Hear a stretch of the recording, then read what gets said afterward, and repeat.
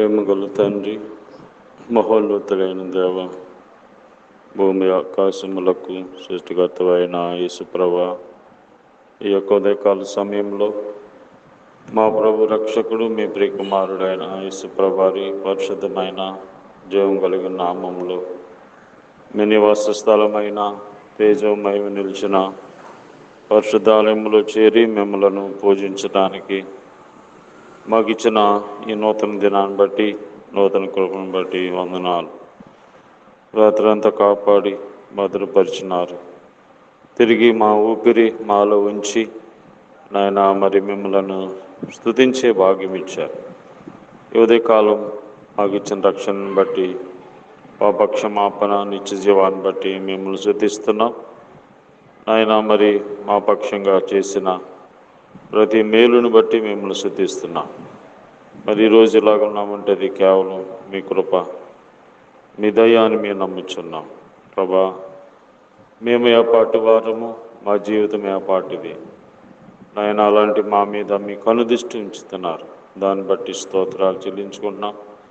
మరి ఉదయకాలం మాకు కావలసిన మీ మాటలను ప్రసాదించమని యేసు ప్రభువు నామములో ప్రార్థిస్తున్నాం తండ్రి, ఆమేన్. పువ్వులాంటిది జీవితం రాలిపోతుంది, గడ్డి లాంటిది జీవితం వాడిపోతుంది. ఏ దినమందైనా, ఏ క్షణమైనా, ఏ దినమందైనా, ఏ క్షణమైనా రాలిపోతుంది నేస్తమా,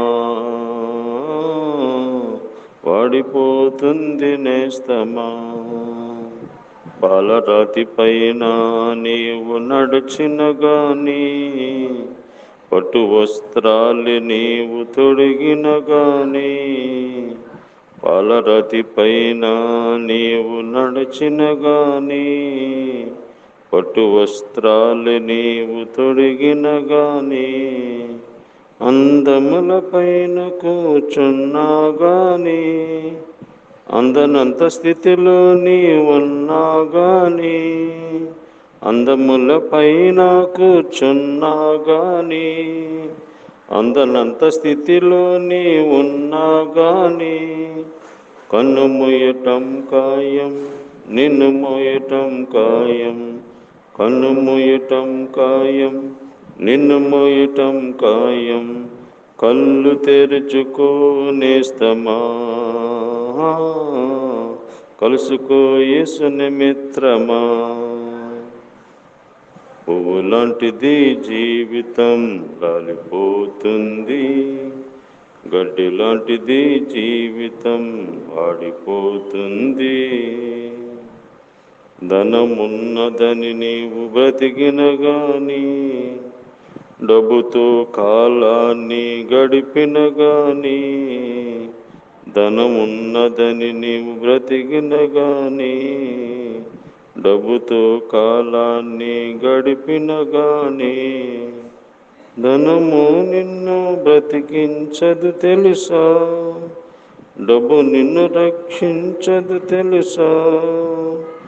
ధనము నిన్ను బ్రతికించదు తెలుసా, డబ్బు నిన్ను రక్షించదు తెలుసా. మరణము రాకముందే, అది నిన్ను చేరకముందే, మరణము రాకముందే, అది నిన్ను చేరకముందే, పాపాలు విడువు నేస్తమా, ప్రభును చేరు మిత్రమా. పువ్వులాంటిది జీవితం రాలిపోతుంది, గడ్డి లాంటిది జీవితం వాడిపోతుంది. ఇలాలో నీవు నేను స్థిరము కాదుగా, ధరలు మనకేది స్థిరము లేదుగా. ఇలాలో నీవు నేను స్థిరము కాదుగా, ధరలు మనకేది స్థిరము లేదుగా. ఎంత సంపాదించిన వ్యర్థము తెలుసా, ఏదియు నీతో రాదని తెలుసా. ఎంత సంపాదించిన వ్యర్థము తెలుసా, ఇది నీతో రాదని తెలుసా. వాడిపోయి రాలక ముందే, ఎత్తి పారవేయక ముందే, వాడిపోయి రాలక ముందే, ఎత్తి పారవేయక ముందే, పాపాలు విడువు నేస్తమా,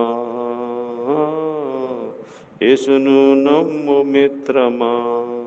పువ్వులాంటిది జీవితం రాలిపోతుంది, గడ్డి లాంటిది జీవితం వాడిపోతుంది.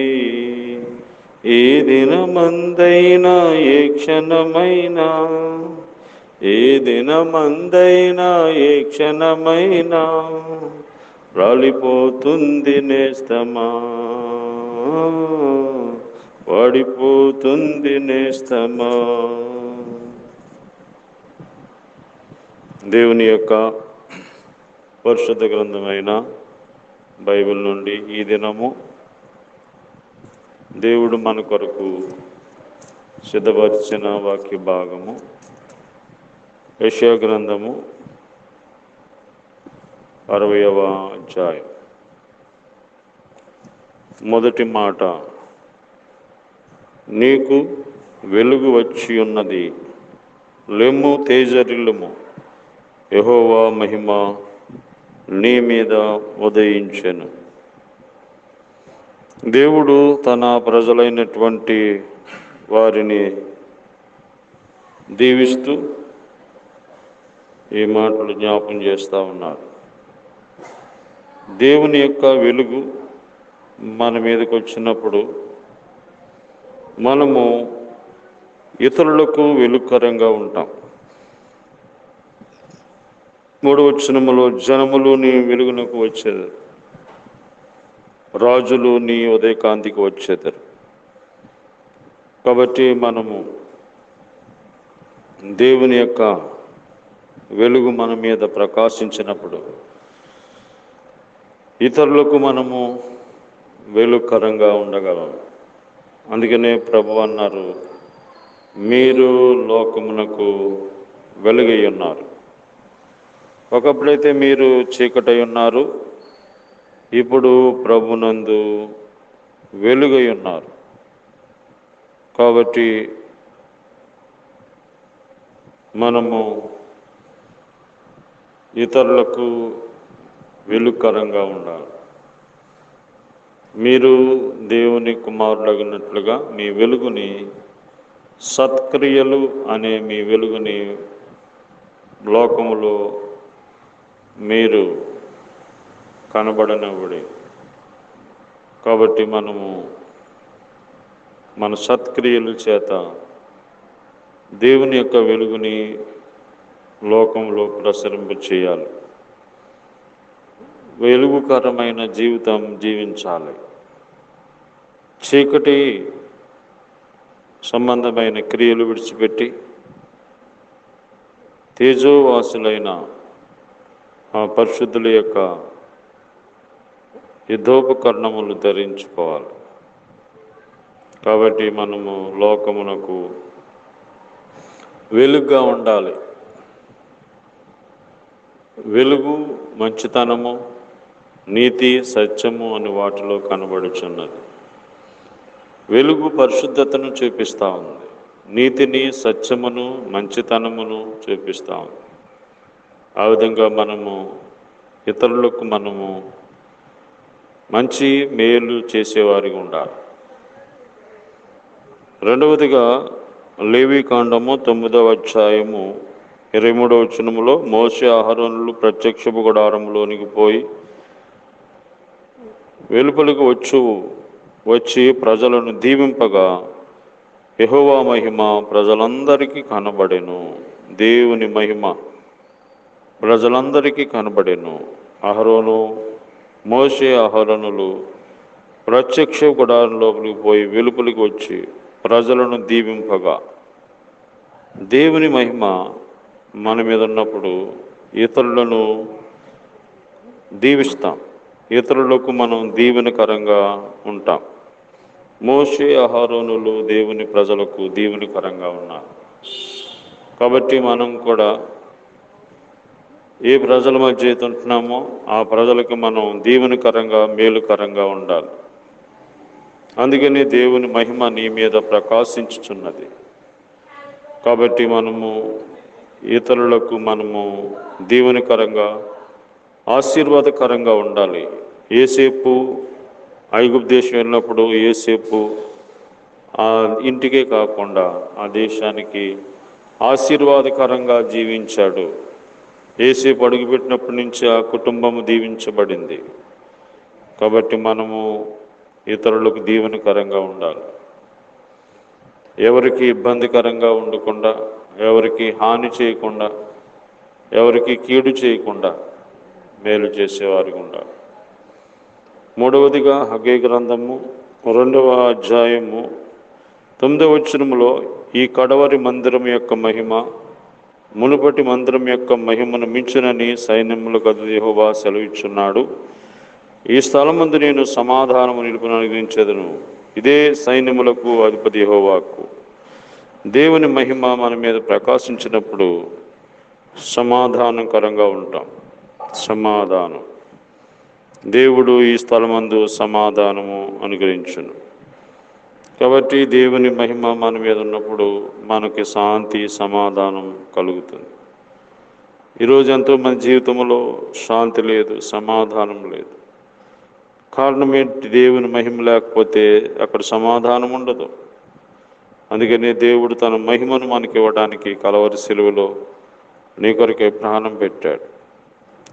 ఆయన మహిమను మనకి ఇవ్వడానికి, ఆయన సమాధానం మనకి ఇవ్వడానికి, నీ పాపాలు పరిహారం చేయడానికి కలవరి శిలువలో నీకు బదులుగా ప్రాణం పెట్టి మరి పాపాన్ని పరిహారం చేయడానికి రక్తమంతా చిందించి 3వ రోజు ఆదివారం తిరిగి లేచారు.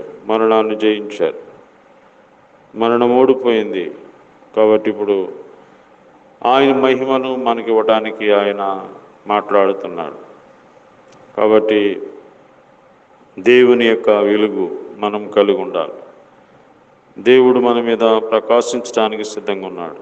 మనం ఆయన్ని చేర్చుకుంటే మనం ఈ విధంగా ఇతరులకు వెలుగుకరంగా, ఇతరులకు దీవెనకరంగా, ఇతరులకు మనం సమాధానకరంగా జీవిస్తాం. ఆ విధంగా దేవుడు మనకి ఈ దినమంతటిలో సహాయం చేయునుగాక. ఆమేన్. ప్రేమగల ప్రభువా, యెహోవా వెలుగు నీ మీద ప్రకాశించున్నది. లెమ్ము, యెహోవా వెలుగు నీ మీద ప్రకాశించు. మీ వెలుగు మా మీద ప్రకాశించినప్పుడు మేము ఇతరులకు వెలుగుకరంగా, దీవెనకరంగా నాయన మరి ప్రభా ఇతరులకు మేము సమాధానకరంగా ఉంటామని సెలవిచ్చారు. ఆ విధంగా మేము జీవించడానికి సహాయం చేయండి. మా దేశము, రాష్ట్రము, గ్రామ ప్రజలు, అధికారులు, రోగులను స్వస్థపరచండి. జ్ఞాపం చేసుకోండి. ఈ దినమంతట్లో మీరే నడిపించండి. నాయన చదువుకుంటున్న వారికి సహాయం చేయండి. గర్భిణీ స్త్రీలు జ్ఞాపం చేసి హాస్పిటల్లో ఉన్న వాళ్ళకి సహాయం చేయండి. ఆ ఇబ్బందుల్లో శోధనలో ఉన్న వాళ్ళకి సహాయం చేయండి. జ్ఞాపం చేసుకోమని యేసు ప్రభువు నామములో ప్రార్థిస్తున్నాం తండ్రి. ఆమె తండ్రి అయిన దేవుని ప్రేమ, ప్రభువైన యేసుక్రీస్తు వారి కృప, పరిశుద్ధాత్మ దేవుని అన్యోన్య సహవాసము ఈ రోజంతా మనకి తోడైండి కాపాడును గాక. ఆమేన్.